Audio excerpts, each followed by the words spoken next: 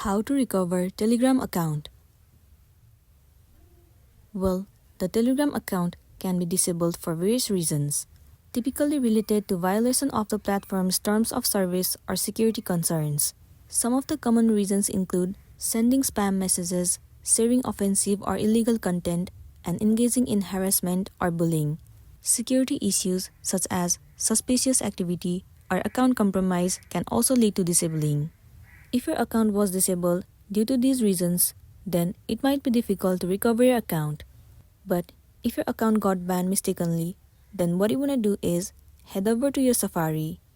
In the search bar, search for Telegram support. Head over to the very first site. It will land you on this page. You have to fill up some of the information. First of all, you have to describe the problem that you have been facing on Telegram.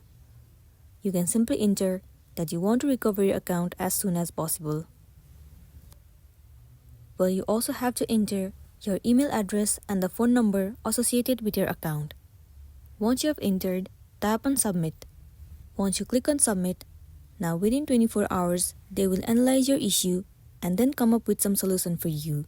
After that, your account will be recovered successfully.